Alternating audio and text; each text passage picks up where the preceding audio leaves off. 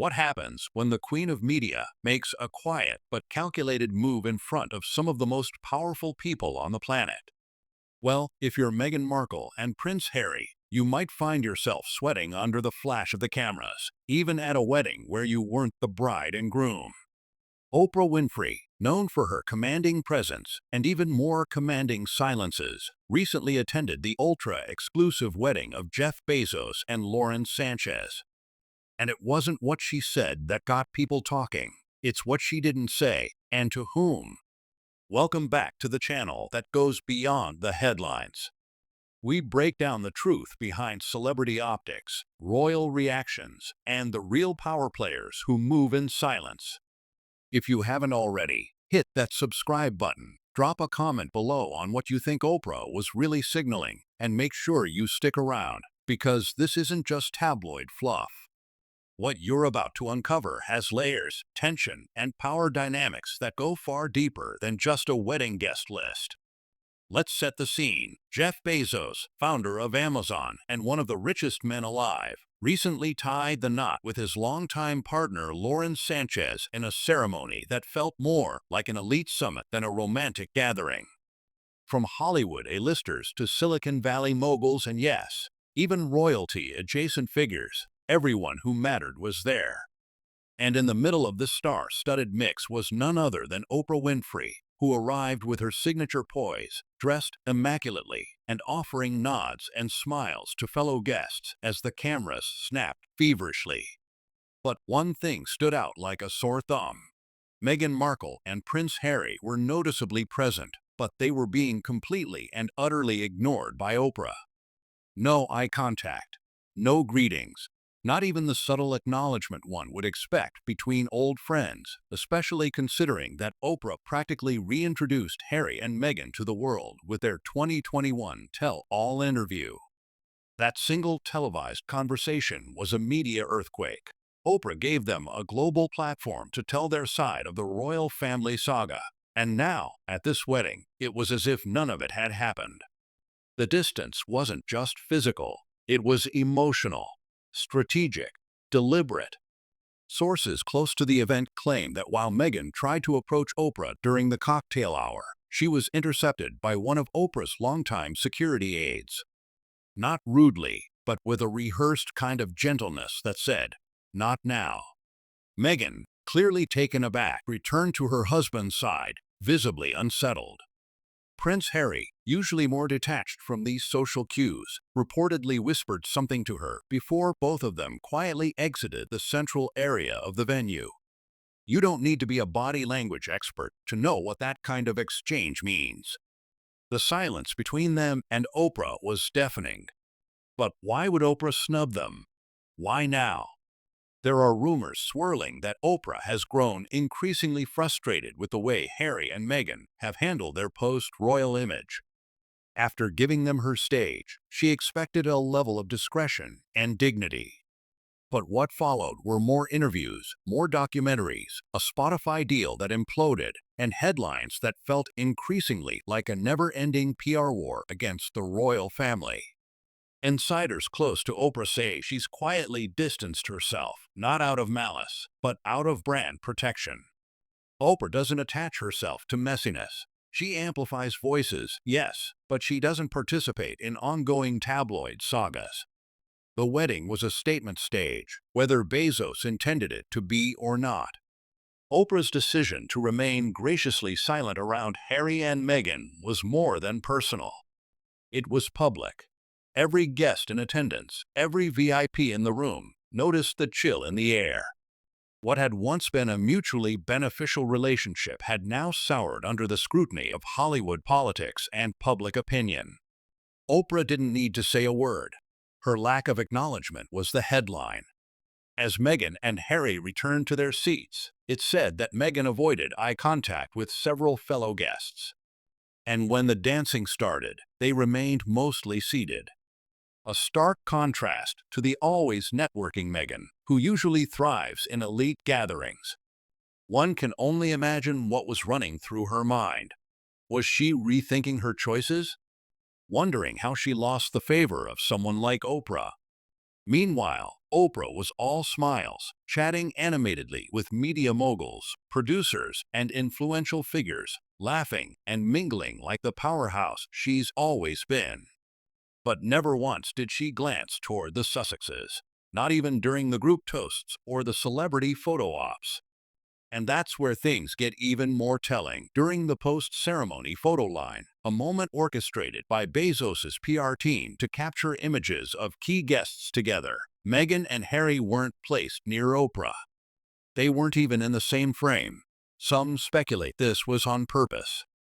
Others think it was a subtle signal from Oprah herself that she wanted nothing to do with them, at least not publicly. Whether it was intentional or just a very loud accident, the message was received loud and clear. The tide has turned. And it's not just Oprah. Hollywood insiders suggest that the Sussexes are finding themselves increasingly isolated in the social circles they once counted on. Once considered fresh disruptors of the royal narrative, they're now seen by some as media overexposed, overreaching, and even a bit self-righteous. That's not a recipe for longevity in the Hollywood power game, especially when figures like Oprah are beginning to pull back. But what's next? Will Meghan respond with her signature grace, or is a media retaliation already brewing behind the scenes? And what of Oprah? Has she truly turned the page, or will she return with a statement that reframes everything? Whatever happens next, one thing is certain: Oprah's silence spoke volumes, and Meghan and Harry heard every single word that wasn't said. Stick with us where we dive deeper into the behind-the-scenes fallout from this event, including the real conversations happening in the rooms we're not supposed to hear about. And don't forget, if you're loving these deep dives into the unspoken tensions behind the headlines, like, subscribe, and comment below with your take on Oprah's icy silence. Was it intentional? Or are we witnessing a friendship gone cold in real time? While Oprah's silence at the wedding was powerful in itself, it's what happened after the ceremony that truly lifted the veil on just how far Meghan and Harry's star power has dimmed among Hollywood's elite. You see, weddings, especially ones as high-profile as Jeff Bezos and Lauren Sanchez's, aren't just about vows and champagne. They're arenas where alliances are forged, reputations are measured, and social hierarchies are broadcast with dazzling clarity. And for Meghan and Harry, this one event may have illuminated a brutal reality. The spotlight they once commanded has shifted, and they're no longer at the center. Sources who were at the reception, some connected to major entertainment circles, revealed that Meghan had hoped to use the wedding as a recalibration moment. After a turbulent few months filled with setbacks like the Spotify deal falling apart, dwindling Netflix interest, and an increasingly skeptical media environment, the goal was to reinsert themselves into Hollywood's inner sanctum. Meghan reportedly believed that mingling with heavyweights like Oprah, Bezos, and Beyoncé, who was also in attendance, could send a message: the Sussexes are still power players. But instead of regaining footing, what unfolded was a masterclass in quiet ostracism. Several planned conversations didn't happen. Invitations to after parties, the more intimate, influential circles of the event, were conspicuously absent. Meghan had prepared topics to discuss with producers from Hulu and Apple TV Plus in attendance. Harry had hoped to speak with influential political donors who were longtime supporters of Diana's causes. But time after time, they found themselves sidelined. Conversations fizzled. People turned politely, but quickly to others. There's even a rumor that Lauren Sanchez herself, once considered somewhat close to Meghan, subtly redirected the couple away from the VIP terrace where the real power networking was happening. It wasn't rude. It was just smooth, impeccably polite, but loaded with implications. This wasn't a misunderstanding. It was choreography, a silent decision by Hollywood royalty to send a message without needing to spell it out. And it goes deeper. You see, for years, Meghan and Harry cultivated an identity of truth-telling ex-royals, disruptors of a centuries-old institution, fighters for justice and mental health awareness. But increasingly, that image has collided with inconsistencies, accusations of hypocrisy, lavish lifestyles clashing with pleas for privacy, a public tired of the constant tell-alls and contradictions. Where once they were viewed as brave whistleblowers, many now see them as attention seekers, unable to evolve beyond their grievances. It's a delicate line, and people like Oprah know exactly how to walk it. She offered them a platform when it mattered, when the narrative needed to be aired. But she also understands the importance of knowing when to step back, especially if public sentiment shifts. Her silence at the wedding wasn't just personal, it was professional, a reputational shield. In Hollywood, you don't openly burn bridges. You let them fade under the weight of subtle indifference. Back at the wedding, Harry was reportedly frustrated, not with Oprah specifically, but with the cold atmosphere in general.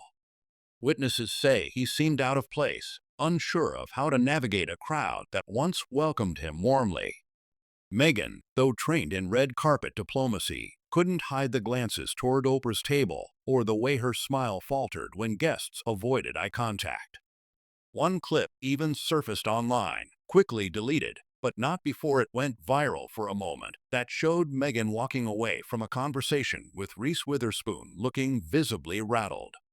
It wasn't dramatic, it wasn't explosive, but it was telling.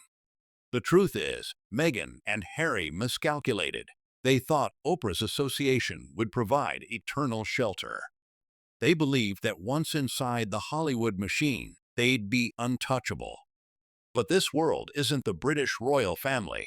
There are no courtiers to manage optics, no duty-bound tabloids to soften the narrative. In Hollywood, your brand is your capital, and right now their stock is fluctuating wildly. There's talk now that Meghan is re-strategizing. Rumors suggest a return to Instagram under a carefully curated lifestyle brand, complete with product lines, mindfulness posts, and home decor inspiration. Think Goop, but Sussex flavored. A rebrand that distances her from controversy and roots her in aesthetics, luxury, and relatability. Meanwhile, Harry may double down on documentaries, less personal, more focused on social causes and African conservation, where he still holds a degree of admiration. But even those plans may be too little, too late if the gatekeepers of media, people like Oprah, are no longer offering open arms. That's the brutal truth about influence. It's lent, not owned. And the people who lend it? They notice everything. The inconsistencies, the desperation, the missteps. And let's not forget, this was Jeff Bezos' wedding. The most powerful man in modern commerce. A gathering like that is full of tech billionaires, legacy journalists, and content moguls who shape trends in silence. If Meghan and Harry were hoping to win them back, the night's events suggest otherwise. So where do they go from here? After the icy reception at Jeff Bezos' wedding, one thing became painfully clear. Meghan and Harry were no longer the power couple they once envisioned themselves to be in the American elite sphere. But what's more fascinating and revealing is how the couple responded behind the scenes.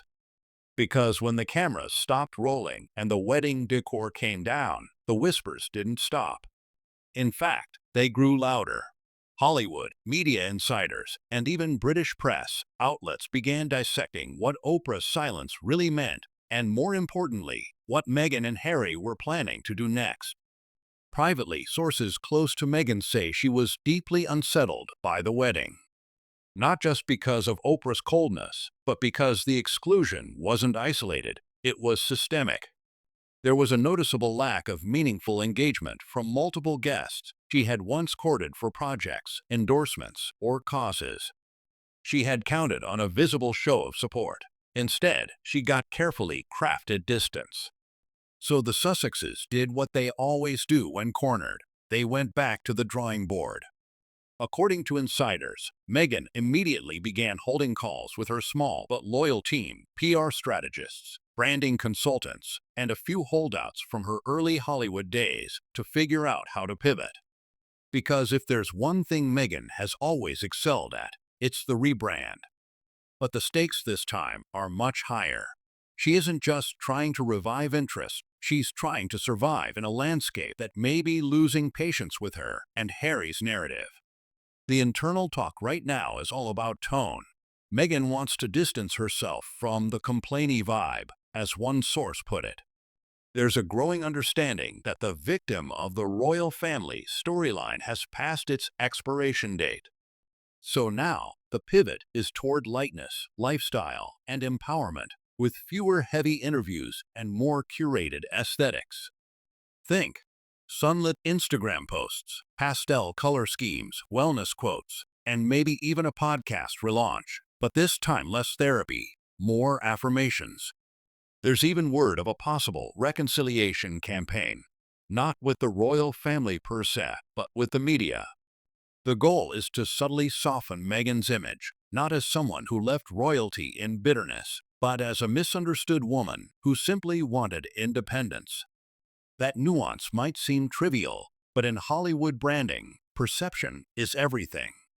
Meghan's camp is betting that America still wants a heroine story, just one with less finger-pointing and more glamour. As for Harry, things are more complicated. While he was just as rattled at the wedding, his instincts are still somewhat noble, albeit poorly executed. He wants to focus on mental health initiatives, African wildlife conservation, and support for veterans, areas he's always been passionate about. The problem? Those topics don't bring the same clickbait appeal that their family drama does. His team is trying to convince him that he can have both meaningful causes and a dignified media presence.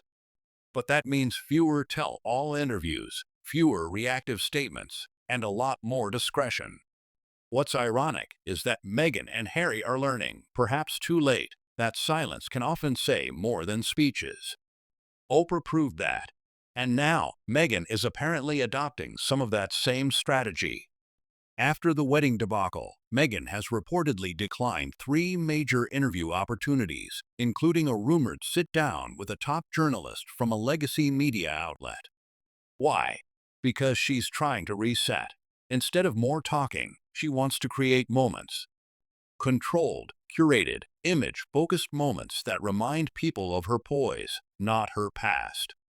But here's the looming question: will it work? Hollywood is nothing if not forgiving, if you play the game. But the Sussexes' refusal to play by traditional rules is what got them exiled in the first place. They wanted to bypass the gossip press, the red carpet scene, the ingratiating calls to studio heads. They believed their royal pedigree was enough to bypass the grind. And for a while, it worked. But now, with other royals stepping into the spotlight, like William and Kate's increasing popularity in the US, the novelty of Meghan and Harry has worn off. That's where the Oprah moment at Bezos' wedding becomes a landmark shift. It wasn't just about one woman refusing a photo or choosing a different table. It was Hollywood as a whole drawing a boundary, telling the Sussexes, "We see you, but we're not sure if we're with you anymore."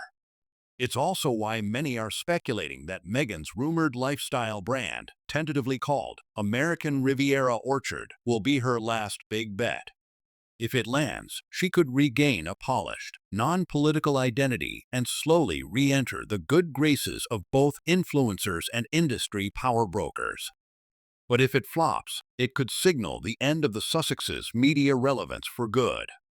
And let's not forget Harry's situation. With his visa status quietly under scrutiny due to past admissions about drug use and the ongoing rift with the royal family, he's walking a diplomatic tightrope. Some say he might consider dual citizenship. Others think he's biding his time, hoping that William will eventually extend an olive branch. Either way, his solo projects are crucial. If he can regain public goodwill through charity and service, rather than tabloid drama, there may still be a path forward for him, separate from Meghan's rebranding effort. At this point, the road ahead is narrow, but not impossible. Up next, we'll explore the biggest wildcard of all, how the royal family is quietly reacting behind the scenes. Are they preparing to take back control of the narrative? Could King Charles or Prince William be engineering a silent counter-campaign? And is there a possibility of reconciliation, or is this media war just beginning a new chapter? We'll break it all down next. But before you go, don't forget to hit that subscribe button. Leave your thoughts in the comments below and share this with anyone who's been following the Sussex saga from day one. The silence is louder than ever, and in Chapter 4, we'll show you just how far the ripple effects go. Now that we've unpacked Meghan and Harry's behind-the-scenes damage control and image overhaul, it's time to zoom out and look at the bigger chessboard. Because while the couple scrambles to reshape their narrative, there's another group that's been watching every move with quiet calculation: the royal family. And let's be absolutely clear, silence from Buckingham Palace doesn't mean disinterest, it means strategy. And if recent moves are any indication, the House of Windsor is beginning to reassert its power, one carefully choreographed event at a time. It starts subtly. A warm photo of Kate Middleton at a children's hospice. Prince William taking on a new global environmental initiative. King Charles meeting with faith leaders and reaffirming his commitment to unity. On the surface, it looks like the same old royal routine. But dig a little deeper, and you'll notice that every public appearance is now being leveraged to contrast the monarchy's stability and duty with the Sussexes' chaos and controversy. It's reputational warfare, and the royals are playing the long game. The royal family's media strategy is centuries old, but what they've done in the past 2 years is nothing short of remarkable. They've adopted just enough modern branding, polished Instagram posts, royal YouTube appearances, carefully leaked stories to favored outlets while keeping the firm hand of traditional PR. And crucially, they've stayed above the fray. No clapbacks, no reactive statements. Just dignified silence as Meghan and Harry burn through controversy after controversy. But don't be fooled, they are watching. In fact, insiders have quietly admitted that Harry's recent actions, especially his appearances at American events like Bezos' wedding, are being closely monitored. And here's where it gets interesting. There are rumors that Prince William has privately vetoed any immediate reconciliation, choosing instead to protect the institution. That phrase, protect the institution, tells you everything you need to know. To the royal family, this isn't personal, it's existential. Every time Meghan and Harry make headlines for the wrong reasons, it reflects on the monarchy. And while Charles might be privately open to a thaw in relations, William is reportedly holding the line, especially after the emotional toll that Harry's memoir, Spare, inflicted on the family. The revelations in that book weren't just salacious, they were deeply damaging, from Harry describing physical altercations to accusations of bias and neglect. And for William, who is being groomed to lead, that kind of betrayal isn't easily forgiven. But here's the twist. While the firm may be winning the public relations battle, they're not completely immune to blowback. There is a segment of the younger generation, both in the UK and abroad, who still resonate with Harry and Meghan's story, especially their stance on mental health, systemic inequality, and freedom from outdated traditions. The monarchy knows this. That's why they've begun quietly modernizing operations, bringing in younger staff, and attempting to humanize the crown without appearing to pander. Still, the Bezos wedding was a clear sign that the cultural tide is turning. If Meghan and Harry can't count on Oprah, on Hollywood's most influential elites, then their leverage has drastically weakened. And this doesn't just affect their social standing, it affects their projects, their funding, their brand partnerships. Hollywood may love a comeback story, but it hates unpredictability. And right now, the Sussexes are looking more like liabilities than icons. Meanwhile, the royal machine continues to roll on. Plans for a Commonwealth tour by Prince William and Kate. Strategic media appearances designed to evoke unity and continuity. Even Princess Anne has stepped up her visibility, reinforcing the sense that the royals are calm, unshaken, and above it all. But here's what many are starting to ask. Is this sustainable? Can Meghan and Harry continue trying to carve out a life in America while still being tied to the very institution they've been criticizing for years? Or will they eventually face a hard decision, step back from the spotlight entirely, or double down and risk total alienation from both sides of the Atlantic? For now, Meghan appears determined to take control of her image. As we've seen, she's pressing forward with lifestyle projects and brand collaborations, betting that she can outgrow the need for royal association altogether. And Harry? He's caught in the middle, trying to support his wife while yearning for the family and country he left behind. But no matter how many Instagram rebrands or Oprah snubs they endure, the one thing the Sussex can't outrun is the truth. Their story is no longer just theirs. It belongs to the global stage now, shaped by media narratives, royal counterprogramming, and a public that's constantly reassessing which side it believes. And that's the real weight of Oprah's silence. It wasn't just personal, it was symbolic. A powerful, calculated message from someone who once championed them. And it has left Meghan and Harry not just shaken, but in the most vulnerable position they've ever been, uncertain. If you've made it this far, I want to thank you for sticking through this journey. These are the stories the media only brushes past, but we dive into the depth, the layers, and the impact. So be sure to subscribe, drop a comment, and share this with anyone who's been following the Sussex saga. Because this isn't just about celebrity, it's about power, reputation, and what happens when the world stops clapping.